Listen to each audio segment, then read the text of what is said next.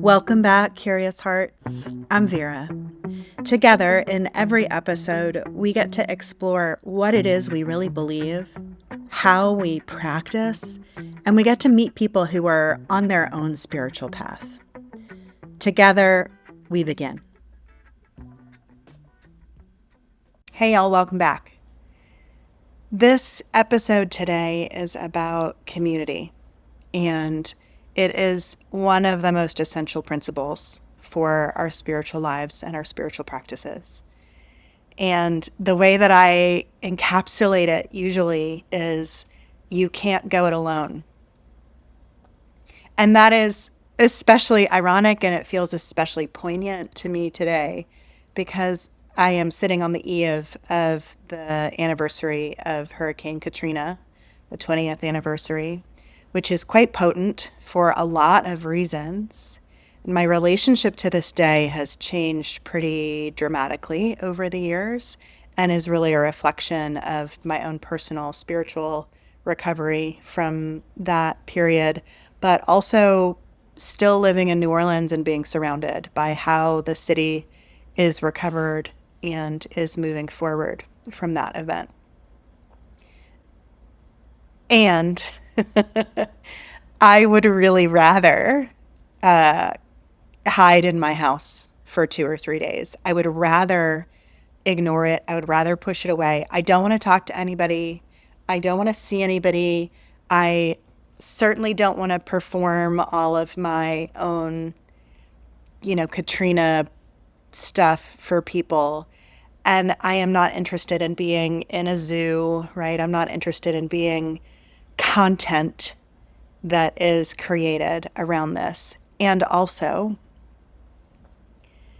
there is no way to do this by ourselves.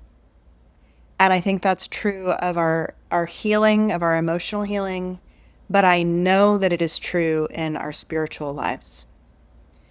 There are a number of different methods, there are a number of different paradigms over the course of history of how spiritual teachers or monks or priests or nuns or mystics went off in their, they go away from the world. They leave the world in order to commune with the divine. They make vows to not be in relationship, not just romantic and sexual relationship, but also to minimize their financial relationships, their commercial relationships. There are many religious traditions that, in fact, require that you no longer interact with worldly people, right? That you stay inside your spiritual community. And I think that a spiritual life and a deep spiritual practice actually requires us to go outside of our own everyday circles of people. And it requires us to be growing and meeting and intermingling with people who are different from us. And it would be impossible, right, for that to be a thing that we do and for it to feel comfortable. And I think that that is often the reason that we avoid being in relationship, that we avoid making connections with people. And our modern comforts make it much easier for us to be alone and to be isolated. I am here in my house recording this podcast for you by myself. I'm alone here. And you might be isolated or alone where you are. And certainly we have a connection, but it's so much easier to go into the quiet library and check out a book and read a book on our own about all this spiritual stuff. It's so much easier to, listen to a podcast and think for ourselves and explore and maybe you journal and write out the things that you're thinking or feeling, or to come into quiet meditation and just be silent and withdraw and withdraw and withdraw from the world and be safe in our own little bubble. And that is really what that drive towards isolation, I think, is about for many of us. that many of us have learned that other people are dangerous, whether they're, outwardly dangerous, they're, military fatigues and guns, or if we just have learned that people hurt us, people disappoint us, and they let us down. They make mistakes and are flawed and human, imperfect. And that it's easier, right? We're less likely to be hurt if we don't engage with other people, if we don't make ourselves vulnerable, if we don't take the risk of being in connection and reaching out for belonging. And I'm feeling that pretty deeply today. And I want you to know that everything that I talk about here and everywhere else are things that I am living with every day, all day. And so that part is like, you're not alone. That every person that you meet probably understands how much easier it would be if they could just do this by themselves. And you can't go it alone. You cannot go it alone. All of us need other people to listen to us, to witness us. We need other people to challenge us and to inspire us. We need other people to, make some grist for the mill. That the moments that we rub up against other people in relationship, where we feel that friction, those are invitations for ourselves to get a deeper connection with ourselves and to unwind some of the things that may be keeping us from living a really rich, connected, spiritual life. And there's a tremendous paradox here, which is nobody else can do the work for you. Nobody can do your practice for you. No one else can meditate for you. Nobody else can go for your walks in nature. No one else can journal for you. No one else can sing or dance for you. You have to be the one to do it. You have to do your own practices. You have to step away from podcasts, right? And find ways to develop these spiritual skills of fortitude in yourself. And no one can do it for you, but you can't do it by yourself. So we have to do both things at the same time. And in one of the future episodes, I'll talk about paradox and how paradox, I think, is also essential to spiritual life and practice. But the paradox of community and connection is that no one else can do it for you. You have to be the one to do it, and you can't do it alone. So I want to talk a little bit about the kinds of community and the kinds of relationships that are useful for us in a spiritual life. And as I'm sharing about these, I hope that you'll be curious about who fits these roles in your own life. The first and maybe the most obvious one is a teacher of some kind. And when I say teacher, they may not be a formal teacher. In many different traditions, in the yoga tradition and the Guru Parampara tradition, which is one teacher, one student. There is a sacred holy being who is transmitting sacred knowledge one-on-one to a student. So we call that a guru in the yoga tradition. And a guru is they're instructing specific practices, right? They're giving mantra to their students. They're giving specific assignments to individual students to support their spiritual development. And they are also teaching by being. And in many ways, that's probably the most important quality of a spiritual teacher. So you might have an actual spiritual teacher. You might have people that you go and study with, take formal classes with. Maybe that is a yoga teacher or a meditation instructor. Maybe that's someone who talks about how we build deeper connections inside of our community. Maybe they don't realize they are spiritual teachers. Maybe they think or self-identify as a dance teacher. But you know that when you go to that space, right, when you go to the Fado on Sunday afternoon and everybody's moving with music and somebody is, instructing everybody how to move around, that actually what they are teaching is a spiritual skill. So teachers are essential on the path.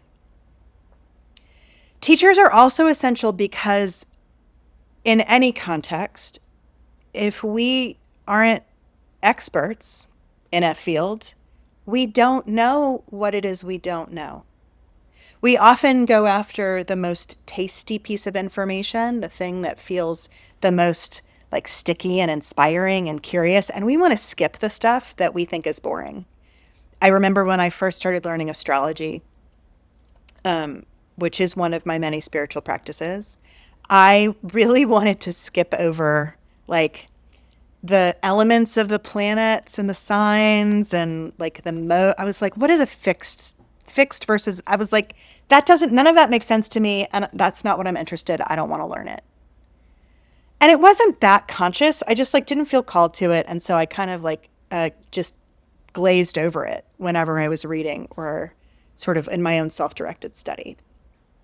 And then by the time I got into more advanced classes and like studying with real teachers, and they started talking about all of the ways that we use elements and modality to understand this way of thinking about the world, this way of relating to time, I realized I had skipped one of the most elementary concepts and that I really had to go back to the beginning. And I had to learn some of the things that maybe I wasn't as interested in, but that I needed to know further down the line. And so a really skilled teacher, a transmitter of spiritual teachings, will be able to guide you in the things that you want to learn and maybe some things that you're not that interested in learning, but that will support you in your learning and in your development over time. And that is true in any other subject area, but I think especially in this one. There are a lot of things that I could say about caution around our teachers, especially in a world that requires many spiritual teachers to also be selling something. Not always intentionally, and I think often rarely intentionally, the need to be financially successful can cloud the spiritual wisdom that's being taught. And one of the most important things, I think it's why it's important to have not just your own inner circle of everybody believing the same thing, that you need to have other people who can double check and ask questions and who can keep you really honest and grounded, and to look out for you, right? And sometimes those people might be threatened by what you're doing. They might not understand the spiritual practices that you're learning and developing. They might feel like you're judging them, or in your early development, you actually might be judging them. And so that makes them less interested in what it is you're learning. But having some people who really love and care for you and who can keep you honest in this world are important. Welcome back, Curious Hearts. I'm Vera. Together, in every episode, we get to explore what it is we really believe, how we practice, and we get to meet people who are on their own spiritual path. Together, we begin.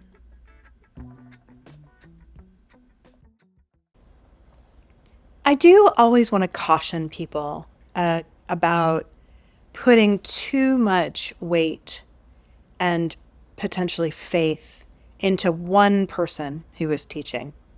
And this is especially true, I think, when we're talking about sort of run-of-the-mill spiritual teachers. And I might put myself in that category. My yoga teachers, my meditation teachers, not talking about gurus here, but really just sort of, everyday people who are further along than I am and who are teaching me something that will support my spiritual growth. We have a tendency, and I don't know if it's cultural or not, but I know that I have done it and I watch students do it to me all the time. And that is that we take the deep spiritual experience that we have had in someone's presence or through their teaching, and we think that they have done it. And because of that, we sort of elevate that person onto a certain kind of pedestal. And when we elevate them, we also kind of divorce ourselves from both our own work that got us there, and also we divorce ourselves from, the inherent nature of the divine, the like mystery that none of us quite understands, that is allowing all of that evolution to happen. So if you find yourself thinking that your teacher is the one who is in control of this extraordinary experience, and that they are somehow a gatekeeper between you and the teaching, or you and God, or you and revelation, you and self-realization, I would just allow yourself to notice that that is a thought that you're having. And it's really challenging to me to find the balance between deference to a teacher, allowing a teacher to guide, to impart their wisdom and their knowledge, to trust the way that they have structured the teaching, and to also hold back a sense of discernment about that specific teacher and what they're transmitting to us, and maybe what they're, if they have ulterior motives, whether ones that they're aware of or not. So if they have ulterior motives or things like that. So that's just a caveat when we talk about teachers. You don't have to find the perfect teacher. You don't have to always stay with one teacher forever. And you might find that there are different people in different areas of your life who have gifted you incredibly valuable knowledge that you are blending together and finding your own really deeply personal path. So that is honestly my recommendation to most people. It will vary by your personality. For some people, we want to go all the way deep into one specific thing and not get distracted. And if that's you, great. That is also part of finding a deeply personal spiritual path. The next category, the next group of people that is essential, I think, along the path are our peers, our spiritual brethren, we might call them. If we were members of a church, we would call it the congregation. In the yoga tradition, we call this a satsang.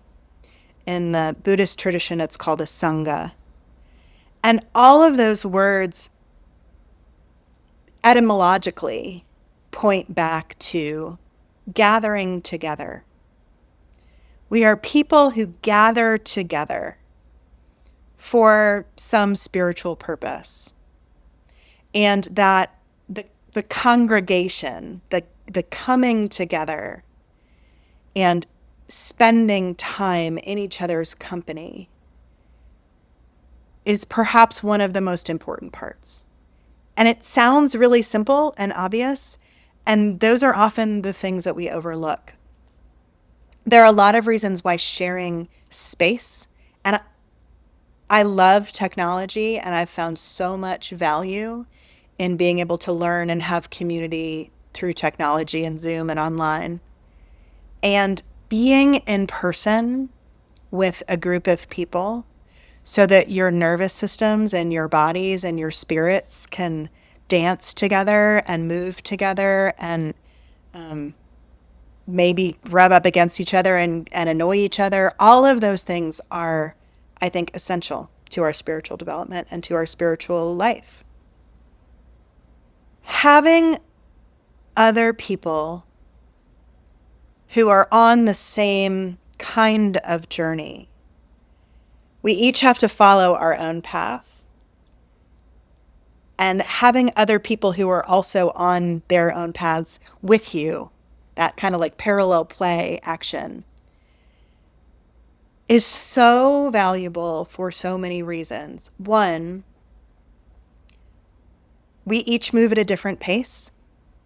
We each have different realizations and have different experiences at different moments in our life. And being able to see what other people are going through and to share your experiences along the way provide a sense of reassurance and encouragement and a reminder that we all go at different rates. And beyond that, we also can point out for each other what we're seeing from the outside, because often on the inside, we may feel like we're going around in circles. Whereas on the outside, someone who's been along the ride with you can reflect back all of the things that you're learning and the ways that you're doing things differently and what they're seeing on the outside. And that combination of inside and outside perspective start to give us a more full sense of the true reality of what's happening in our spiritual life. We also, when we're working with a teacher, especially when we really revere a teacher, really respect them, we often want to show our teacher or our guide the best side of us. And in time, we're able, I think, to soften up and be a little bit more honest with them. We no longer have to get all the answers right. We can just be honest.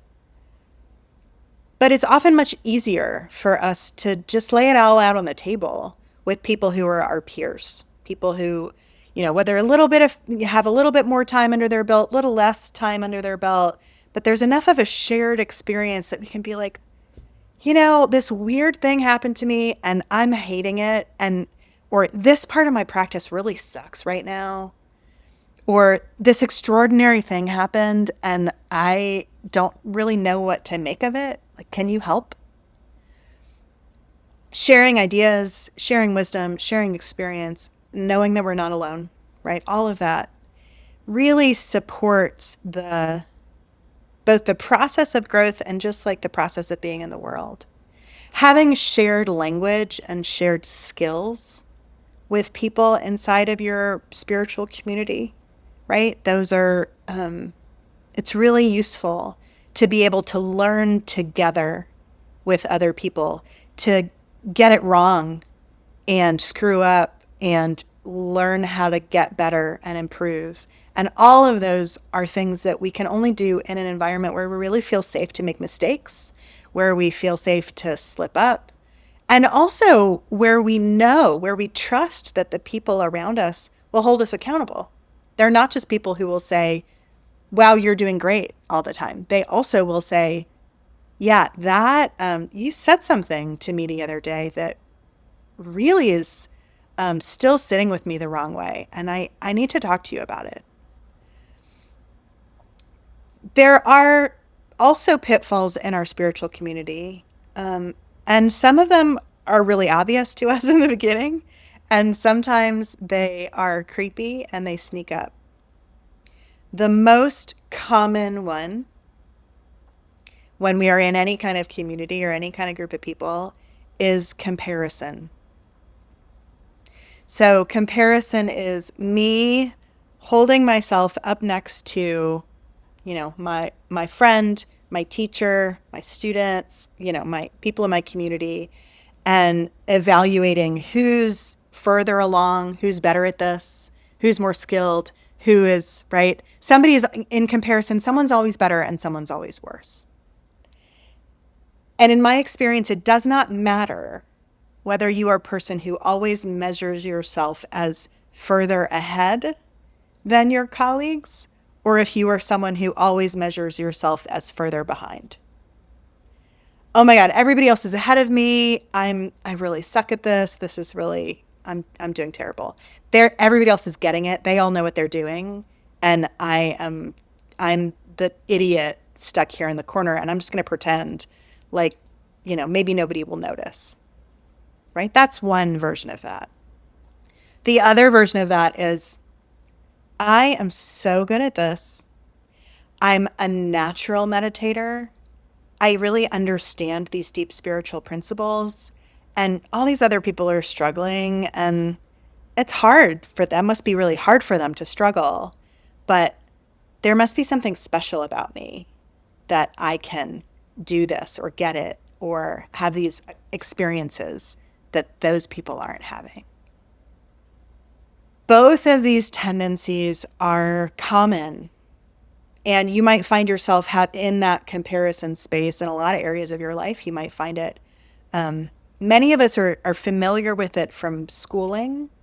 You might be familiar with it in other areas of your life, that constant comparison about other people being more financially successful or having relationships that you wish you were having, or whatever it might be, right? We all have that kind of, how am I doing? Measuring, constant measuring, evaluating between ourselves and others. Some of that is useful, but for the most part, I find that comparison is a way of separating ourselves from other people so we don't get hurt. You might have heard people say comparison is the thief of joy, and I think that's true, but I think it's more sinister than that. When we compare ourselves to other people and find ourselves coming up short, I'm not as smart as everybody else, then we don't have to take risks to be outside of our comfort zone and be wrong. We might not push ourselves as much, and perhaps worse, we hold those people who are better than we are at arm's length, and we don't let them really see us. Conversely, if we are the one who is always getting it, always has it figured out, we are also holding all of those poor people at arm's length. So they don't really see us. They can't really connect with us. We don't have the shared experience of being in community. So of all of the pitfalls inside of our spiritual communities, our spiritual collectives, I think that comparison is the most dangerous because it's the most common and the most insidious in how it divides us. The next is related, which is competition. Some amounts of competition are healthy, don't get me wrong. I think that for some people, having a naturally competitive spirit is motivating, and it drives them, and it supports their development. But a lot of the time, competition is just comparison in action, right? We're trying to prove that we are better than other people. We are trying to get some outside validation. We're looking for some gold stars, that our spiritual practice is the most evolved spiritual practice. You get a gold star. Everybody listening gets a gold star. Your spiritual practice is the best spiritual practice out there. That's just the true statement. And this is a place where competition is not useful. Again, it also feeds into our identities and for lack of a better word, our egos. Like, all of these are qualities, characteristics of the ego that is separating itself from everyone else. And in that separation, I believe that separation is only useful for one thing. The separation is useful so that we can feel the longing to be reunited. That without separation from others, without having this separate body that is like my own body, and like being able to see other people. Oh, that person over there has that little body, and that person over there has that body, and they're doing that practice. Only with the separation between us can I have the longing and the desire to get closer to them again, and to find the common ground, the common experience, the shared living between us. So that is the way that it's useful. Otherwise, I have to be honest, I have most often experienced the divine in the space between me and other people. So when I'm sitting in a circle, when I'm teaching a yoga class, taking a yoga class, when I'm singing with people, when I'm dancing, all of those experiences, the divine is in the space between us. It's in the moment of sharing and receiving. It's in the act of listening, of witnessing, of offering, and all of those things are really palpable for me with the shape of the mystery. And the relationship that we develop with others, especially our peers, creates a conduit through which I think we more quickly can experience really extraordinary love, right? Really extraordinary divine love, not interpersonal love, but just expansive, transformational moments of the kind of connection that remind us why we're alive, why we're here, and what we want to do with it. So then the last group of people generally are people I would describe as, in my experience, as students. Those might be my yoga students. Depending on my relationship with them, sometimes that is my coaching clients. It can be lots of different people. And those relationships are honestly often the most transformative as a teacher. In the 12-step community, this is a sponsor-sponsee relationship. These are relationships where we are being of service to others without expecting anything in return, or expecting as little as possible in return. It's why it's complicated when we add money into the mix. But when I can sit with someone who is in the early stages of their spiritual life, right? Maybe they just started practicing yoga like 2 or 3 years ago, and they discovered meditation, and their eyes are lit up all the time. They're hungry for all of this new spiritual knowledge, and they have all of this like sort of bright-eyed wisdom to share.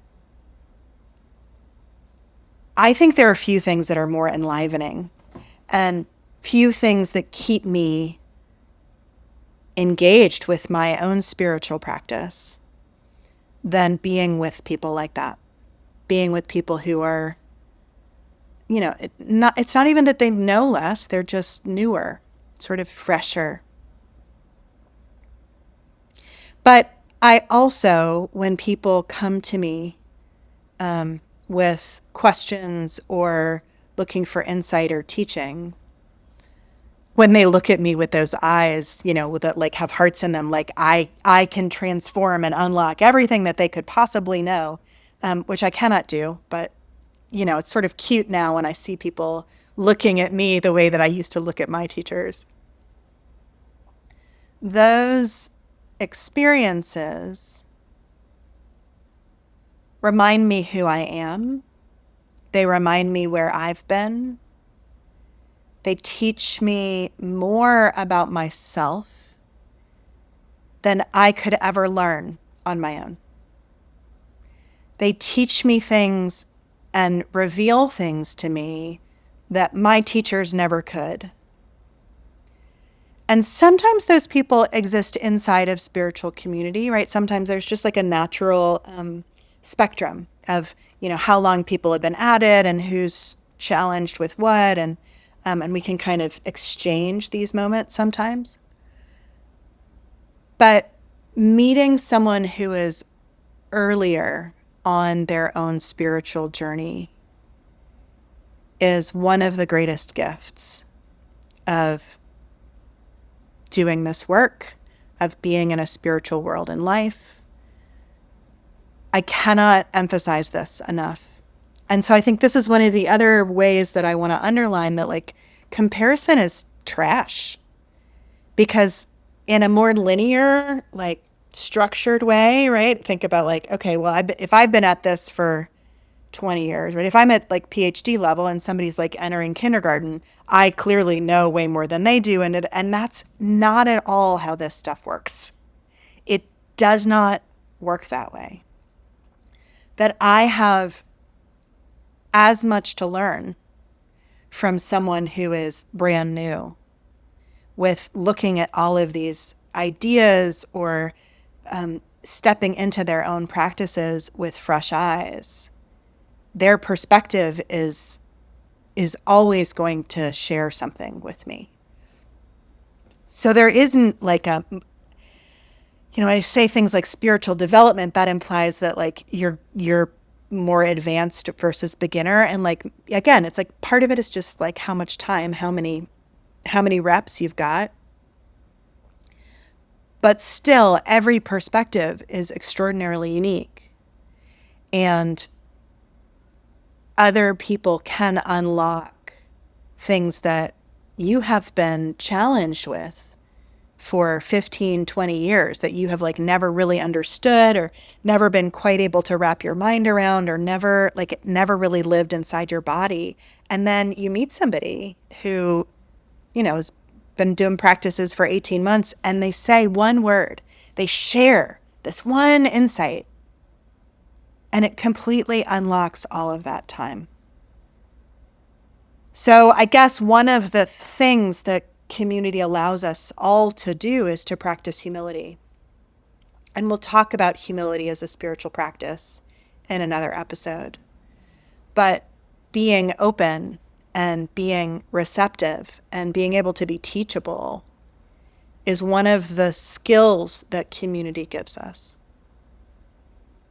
Community also, in any spiritual sense, shows up for us when we need it. They may not always show up the way that we want them to. They may not always have the skills that we wish they had to show up. And some of that is co-learning over years. And when we experience tremendous loss or hardship or challenge, and someone else in our spiritual community who shares some of the same experience and language that we have, when somebody else we know has been through it before, they can help us. They can, just by witnessing, just by listening, and just by sharing their own story, there is a sense of connectedness that we experience that reminds us no matter what we're going through, we're not alone, and we don't have to do it alone. A little less than a year ago, there was a devastating storm event in Western North Carolina, Hurricane Helene, that shocked everybody, the whole world, just completely stunned. The amount of water that ravaged that part of the country so fast that, flooded out major highways. Water rising so fast and moving so fast. Some people just didn't, there wasn't even a moment to be prepared. Certainly no one expected that kind of flood in the mountains. Down here in Louisiana, we're familiar with those floods. We've lived through that kind of storm. Sometimes it doesn't even need to be a hurricane for there to be a massive flooding event.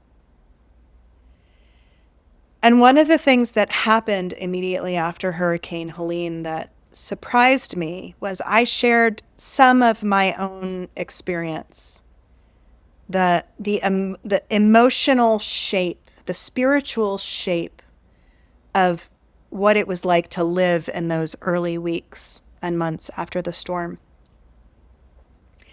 And people started to reach out to me. I was so grateful that my words made connections with other people. But one person in particular reached out and she said, "Would you be willing to get on the phone?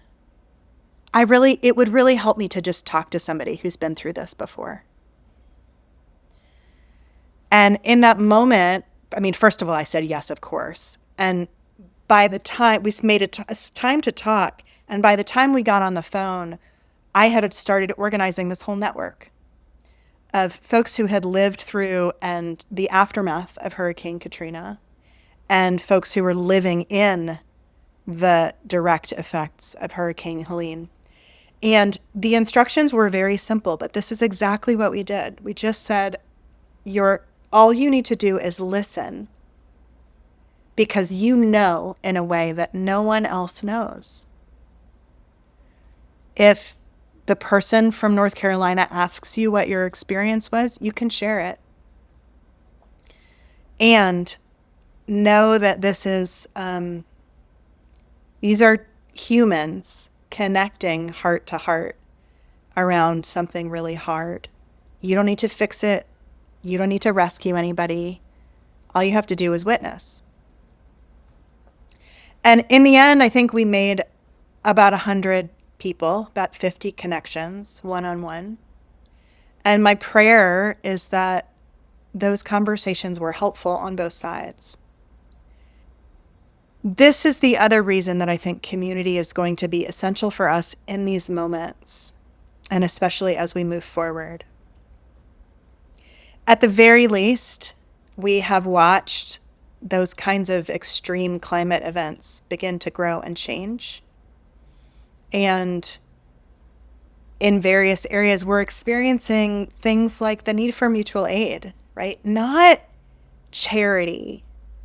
Charity is where someone outside who has more than us, who is, virtuous, comes in and delivers things to these poor people. I worked in nonprofits for years. I am simplifying it dramatically. And that is often how charity feels. And charity often feels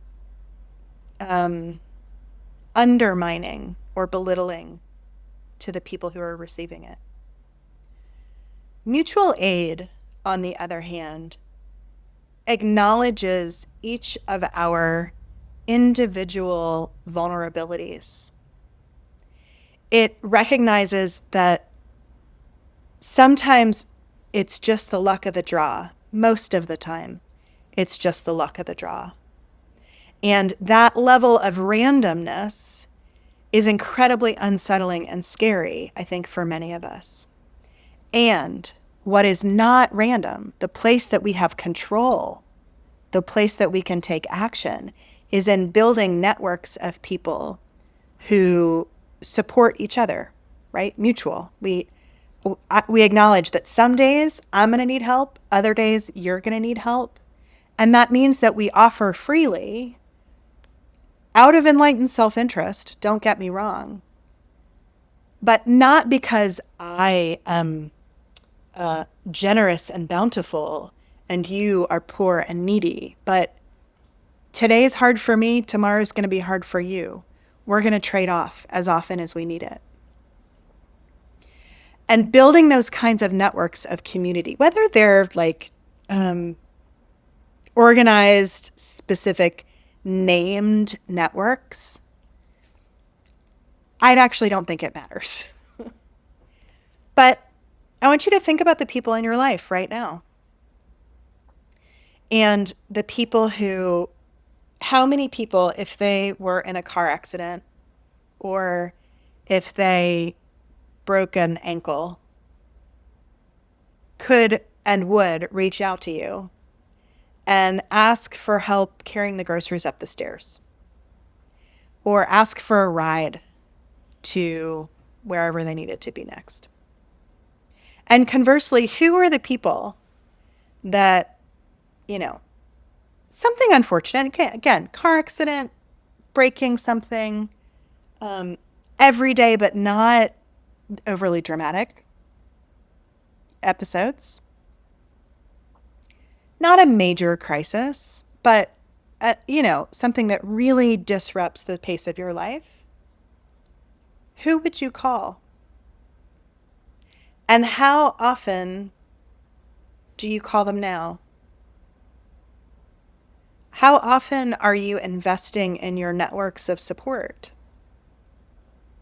This podcast is not just a spiritual podcast for our own individual self-development. It is not only about self-actualization.